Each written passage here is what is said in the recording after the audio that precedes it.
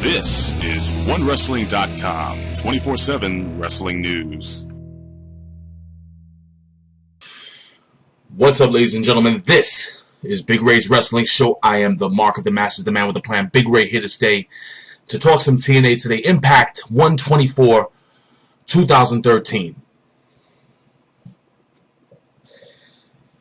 I'm not usually a critic. I don't like criticizing writers, wrestlers, because I'm not a writer.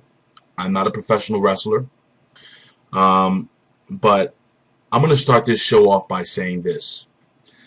If this is where TNA is going with the Aces and Eights storyline, especially regarding Taz joining, then they need to end it now.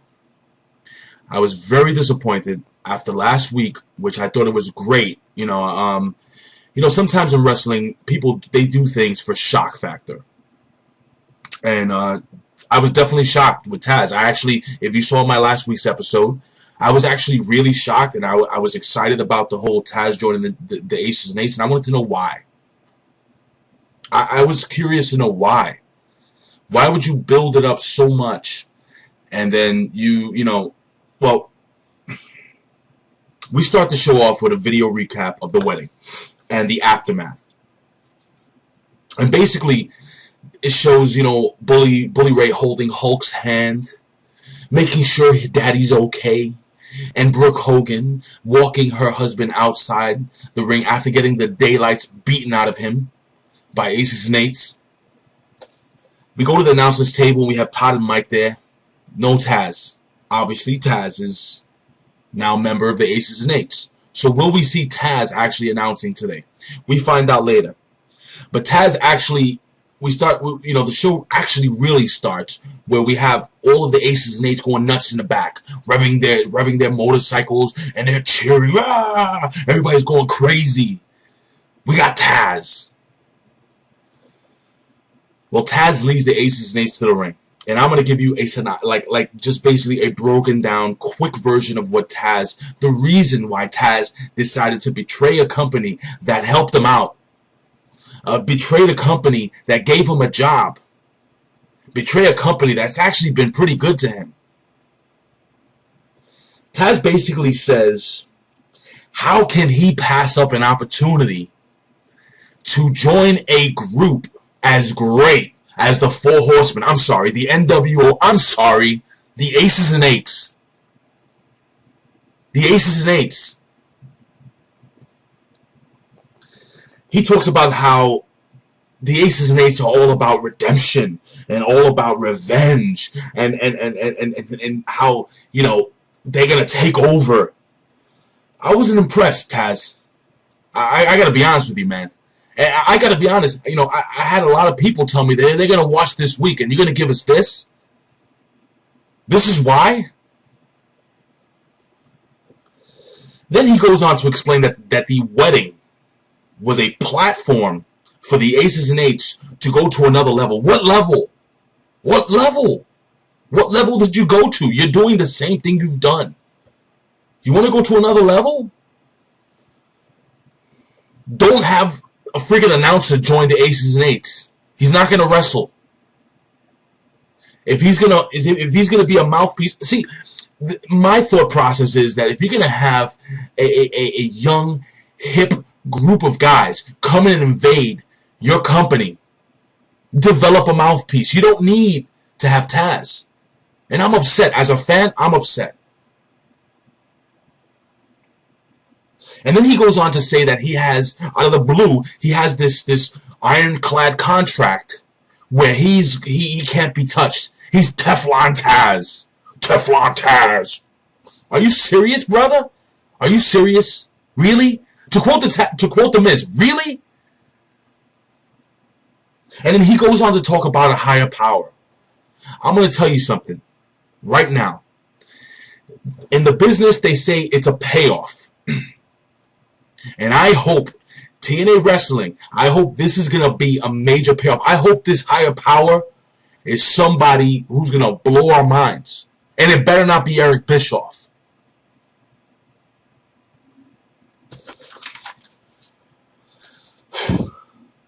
I don't usually do this, but I was very disappointed with the opening, and I was disappointed.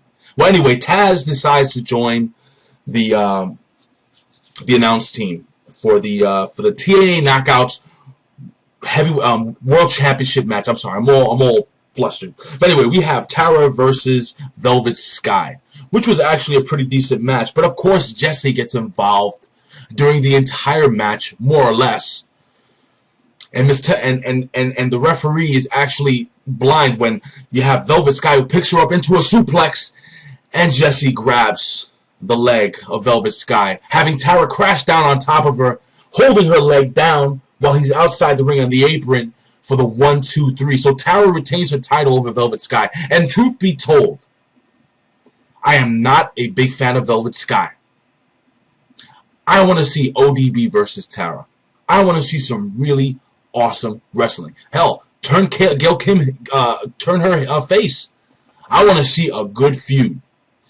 The TNA Knockouts division was something that was really special for TNA. It gave it an identity. And now I'm not seeing really great matches. And honestly, I could really care less about the TNA Knockouts. And it's a shame, because I think talent for talent, they blow the WWE away.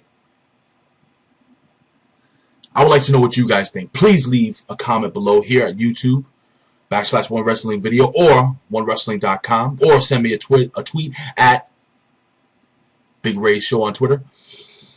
We move on to Joseph Park. And you ever heard of you know what a guilty pleasure is? Joseph Park is a guilty pleasure, man. I actually, look, I don't insult my audience, the people that listen to me. I don't insult you guys. And we all know that Joseph Park, you know what? Let me backtrack. Joseph Park is a really fun character, and I really like what he's. I like what they're doing. I like that they took the Abyss character and they changed it into something else. Joseph Park's brother, or Abyss's brother. Anyway, we have Joseph Park, and he comes into the ring, and Joseph Park cuts a promo, and he basically, states how the courtroom is not his place anymore, that the ring is now his home. And he cuts a promo on how proud he is of himself, on how well he did.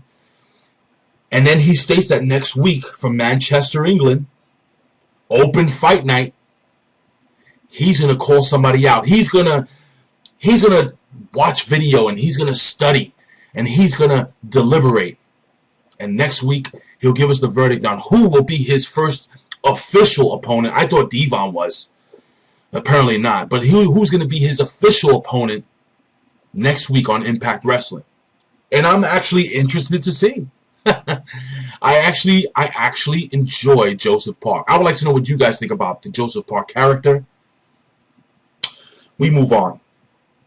In what I think the best match of the night, we have Zema Ion and Kenny King versus RVD and Christian York. And again, I'm really excited to have Kenny King as a part of the X Division. I've said it 1,000 times. I love Christian York. And by the way, ladies and gentlemen, earlier in the day, there was buzz all over the internet saying that Christian York was removed from the TNA roster. He was released. Well, apparently not, because he wrestled tonight. And Christian York, again, great match. RVD, we find RVD at the top rope, and he is actually pushed over the top rope. Not over the top rope. He was standing on the top rope, gets pushed out onto the guardrail. He took a really big bump. Really, really getting hurt. Zema Ion actually tags himself in while Kenny King hits the blockbuster. Zema Ion sneaks into the ring and gets the pin 1, 2, 3. I kind of like the three-way dynamic between King, or the four-way dynamic between King, RVD, Zema Ion, and Christian York. I'm telling you, I am hoping. Oh, TNA, please listen to me. Listen to the fans. I would love to see an Ultimate X. we're going to move on, ladies and gentlemen. And we have Bully and Brooke. And they come into the ring. And the first thing he does is he actually goes to find Taz. He wants to get at Taz, but apparently Taz got a cell phone call before, Bully Ray was supposed to come out. Probably the Aces and Eights telling him to get the hell out of there. Well, Bully Ray goes to the ring. And, basically, in layman's terms, he had no idea that Taz was going to betray him. Frankly, neither did I. And Bully's upset because, not because they hurt Bully, but because they hurt everyone around Bully. His daddy, or his daddy-in-law, his wife, his best friends. And Bully basically begs Hulk Hogan to please lift his suspension. Sting comes out into the ring. His music hits, he comes out to the ring, and he also pleads with Hulk Hogan to do the right thing. Hulk Hogan always does the right thing, brother. Hulk Hogan back there always does the right thing, dude. Will Hulk Hogan reinstate Bully Ray? Bully Ray warns the Aces and Eights. He says, you better sleep with one eye open. I really hope, again, and I will reiterate this, and I'm not going to say it again, that there will be a huge payoff for this. But we move on to Bobby Roode versus Hernandez in what is developing to be a tag team championship feud between Chavo Hernandez, Bobby Roode, and Austin Aries, the greatest man who ever lived in the It Factor.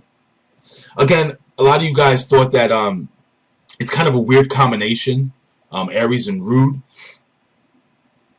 Again, I like them. I would like to know what you guys think. I really like the dynamic between Bobby Roode and Austin Aries. Now, I agree. Somebody wrote me on YouTube, and I can't remember right off the back, and I apologize. But he basically stated that he wanted them to cut out the comedy crap. Again, works for Team Hell No. But again, they're not Team Hell No. And somebody else actually said that it may have been the same person that if Bobby Roode and Austin Aries would actually be serious, they would be the modern-day Tully Blanchard and Arn Anderson. That's one of my favorite tag team. Not the Brainbusters. I'm talking about the NWA, Tully Blanchard, Arn Anderson, Four Horsemen. Tend to agree. Anyway, very good match. We're gonna go to the end of the match where Hernandez is basically being distracted outside the ring. We have Austin Aries who attacked Chavo. Well, actually, Chavo Guerrero attacked Austin Aries, and they're brawling outside the ring. And Bobby Roode goes over Hernandez with a bulldog. I haven't seen anyone win a match with a bulldog since, I think, Barry Windham. Anyway, well, again, it's going to be an interesting feud. I like the tag team division. It's always been one of my favorites. Again, some of my favorite tag teams, like I said, Arn Anderson, Tully Blanchard, Demolition, the Legion of Doom, the Hart Foundation, the Killer Bees, the Rockers. I mean, the tag team division can make money. Again, listen, this is how I feel. I think if TNA is not going to focus on the Knockouts division, I think if they really emphasize on really good tag team wrestling, it would give them an identity.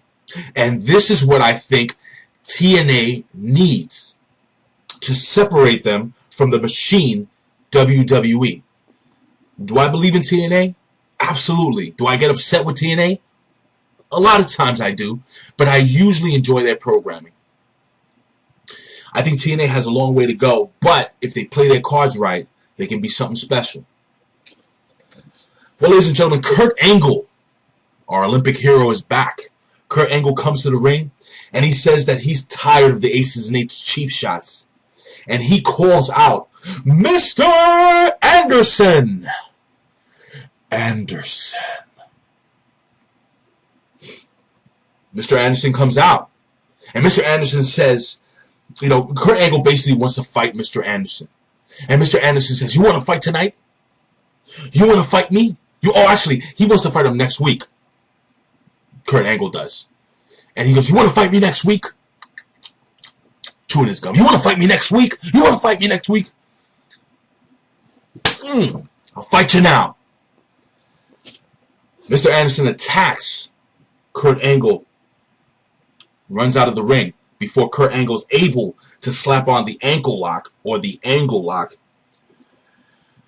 Well, next week's gonna be Judgment Day for Mr. Anderson, because Kurt Angle is gonna call him out in Manchester, England, and it's gonna be in a steel cage. I think next week is building up to be a really good show. What do you guys think? Please leave a comment below here at YouTube.com/OneWrestlingVideo or OneWrestling.com. We move on to the main event of the evening. It is Jeff Hardy versus Daniels for the World Heavyweight Championship. And I have been so excited over this match.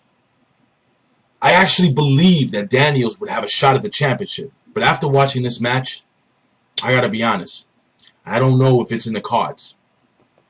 So we go into the end of the match here, and we have Daniels, who gets hit with a twist of fate and actually gets knocked onto Kaz, who's behind him standing on the apron. So Kaz is wiped out of the match. Then gets hit with a second twist of fate up to the top rope. Jeff Hardy with the Swanton Bomb. 1, 2, 3. Jeff Hardy goes over Christopher Daniels. I was a little disappointed. I thought Christopher Daniels would have a better showing. And the way the match ended really didn't. There was really no focus on Christopher Daniels, so it kind of leads me to believe, and I hope I'm correct, but that may be it. Maybe TNA realizes that Christopher Daniels and Kaz are more important as a good or as a great tag team, Bad Influence, than as single competitors. I would like to see Christopher Daniels hold the title just for a little bit. I think he deserves it. Well, anyway, just when you think the night's going to end, Taz starts walking down the aisle. And Taz wants to ask another question. And the question's not if it's hot in here, like he did last week. He wants to know what Jeff Hardy's going to do when the Aces and Eights basically take over the entire world, a.k.a. or just like the NWO did back in the day. Well, while Jeff Hardy's distracted, the big guy with the ball-peen hammer comes from behind and hits him behind the knee, a la Nancy Kerrigan, taking out our World Heavyweight Champion, Jeff Hardy. Jeff Hardy looks to be injured. How is this going to affect Jeff Hardy at Lockdown? Ladies and gentlemen, I always say this. I would do this for a living. And if I can, I would do it anyway because I love talking wrestling. But I will never insult my watchers. I will never insult the people that watch this program. Take time out of their day. And ladies and gentlemen, I was not happy with this week's TNA programming. But I do think next week's going to be a heck of a lot better. So ladies and gentlemen, you can find us here. You can find Big Ray's Wrestling Show here every week at OneWrestling.com, YouTube.com/OneWrestlingVideo, and please follow me on Twitter at Big Ray's Show. Ladies and gentlemen, once again, this is Big Ray's Wrestling Show. This was Impact 1/24/2013. I will see you next week with my next recap. Ladies and gentlemen, don't forget to leave a comment, hit that like button. I'll see you next week. Peace.